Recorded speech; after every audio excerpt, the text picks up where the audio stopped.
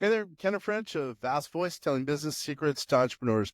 We're very, very happy you stopped by. Either you're going to watch this or listen to this because you want to take your business to the next level. You're probably an entrepreneur who's either just starting out or you've been around for quite a while and you want to take your business to the next level. You're probably a real estate investor, maybe even a real estate agent, maybe a professional or of some sort, professional advisor of some sort. And well, you are stopping by because you need some valuable advice from one of the top industry leaders there is. Anyway, thank you very much. Once again, Kenneth French, Vast Voice, telling business secrets to entrepreneurs. Really glad you stopped by. Answers today. Hey there, Kenneth French with Vast Voice, telling business secrets to entrepreneurs. But specifically, we're going to talk about joint ventures, strategic alliances, why to do them, the good and bad. I'm going to just speak. This is a solo one, but I'm going to have fun talking about this one because, well, we are just about to launch I'm just going to go ahead and strategic alliance with a company. Going to keep it a little bit secret because it's going to be happening down the road. Now, why are we doing it? Well, that's kind of a good question. It's a really good question. Here's a scenario. We can make X. Let's say we make $1, right? But at the same time, we can continue to make X, continue to make X, continue to make X, and grow and grow and grow at a pretty nice rate, right? Which we've grown, especially now that we're doing so much social media. Which, by the way, any entrepreneur really should be doing social media. It's unbelievable how the impact it's made. I used to shy away from social media big time, and now look at it. We're really growing as a result. I love it. Anyway, but what I would say, plus it's fun doing all these videos, podcasts, webinars, etc. But now let's get back to civics. But at the same time, now sure we could continue to grow and grow and grow. But now, if you really think about it, if there's someone else who's offering another service that we are not, or maybe even complementing our services, or who knows people that we might not know here at vastsolutionsgroup.com, well, think of the melding. So if he's doing, let's say $1, or let's say he in this situation is doing $1, we're doing $1. Well, will it equal $2 if we do a merger strategic alliance? Well, probably not, because of exponential growth. It's probably going to equal $3. 1 plus 1 does equal 3. It's the new math if you really think about it. And what blows me away by this strategic alliance that we're just about to enter into, formally, I would say, well, by the way, we've already entered into it. We have a signed agreement. We're doing a couple of changes here and there, but more than anything, it's going to be launched here pretty soon, publicly. But it blows me away to see now we've done some math to be able to see what the difference is between our two organizations and what's going to be the result of the merger strategic alliance. So what I would say is why don't you're probably an entrepreneur. You probably wouldn't be watching this or listening to this if you weren't an entrepreneur. Typically, at least 93% of our people are entrepreneurs in some way. So why wouldn't you think doing a merger or a strategic alliance of some sort? And some people would say, well, here's the situation. I don't want to give up control. I thought about that. I've been in control. We've been running this company since 2006. I was retired, basically semi-retired for 10 years. And it's luckily we're growing.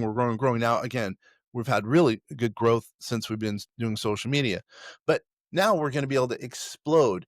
We have in our database, we have 12,000 people. He has 4,000 people in his database. So equals 16,000.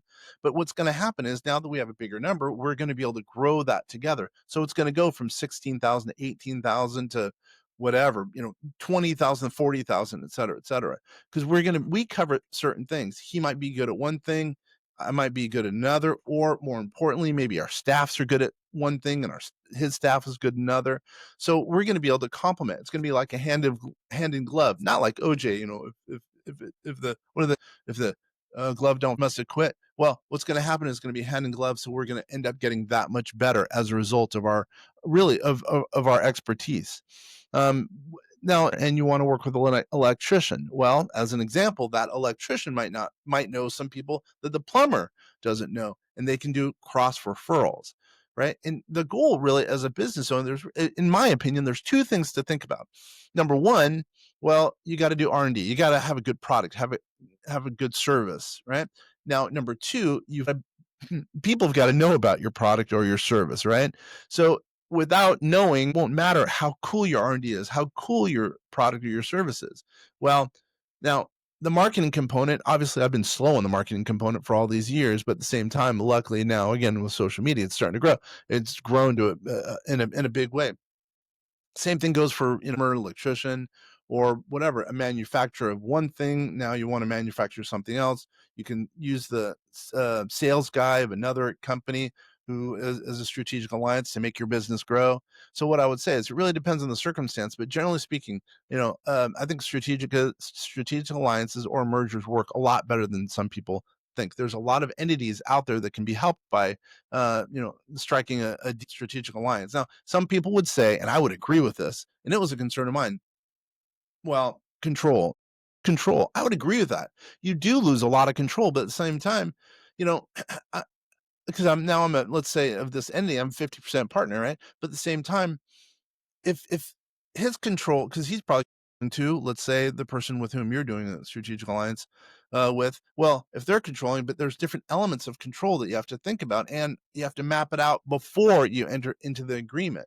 And then some of your concerns as a business owner, controlling business owner, well, might be assuaged as a result. It's really important to really, and what we've done is we look, for one, we were friends for years, right? But at the same time, then we outlined it on paper so we know exactly what's going to happen going into the deal. And at the same time, if it doesn't go well, we don't like each other, disillusion, we know how to, well, get rid of the deal, if that makes sense. Get rid of the project, get rid of the entity, get rid of, what we've put together.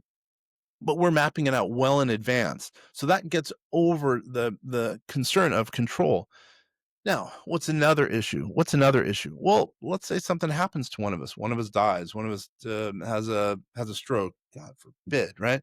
Now, obviously, that could be a concern. There's insurance policies that outline that, because that was one of my buddies when I told him, we're going to be doing this. That was one of his thoughts. He's like, "Well, what happens if something goes wrong?" Well, there's a thing called cross purchase. There's a whole bunch of different insurance policies that outline really some of the risks involved. What he was saying is, well, I don't want to join up with a guy because, well, let's say and his spouse will have to, or he will have to work with his spouse. And I said, no, dude, there's insurance policies that cover that. So what will happen is, let's say you die in this example, you out there, John Doe, you die and you're married and you have a partner and he's married, and meaning a business partner. And then all of a sudden, if you die, well, what would happen is your spouse, in this case, John Doe, you listener, viewer out there, your spouse gets the money. Let's company is worth whatever, $10 million. $10 million therefore goes to the spouse, or it would be 5 million because it's cut in half.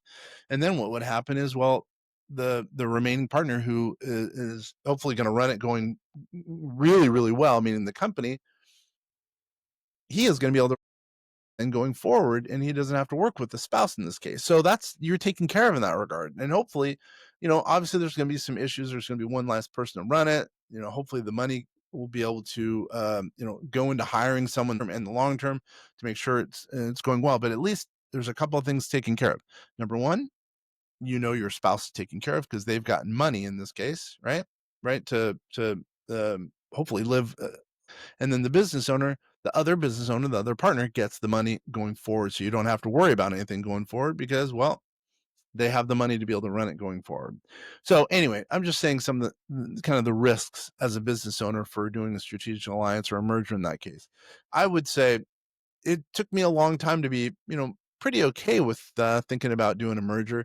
But man, all the things that I know we're going to be able to take care of a lot more client here with our company, which our company is called vastsolutionsgroup.com. We do tax, finance, and artificial intelligence for entrepreneurs, to make sure that entrepreneurs hopefully have lower taxes and also have a higher net worth, because who knows, we've helped them with their finances, with their commercial properties, to make more money going forward, because we've been able to help them get financing for commercial properties.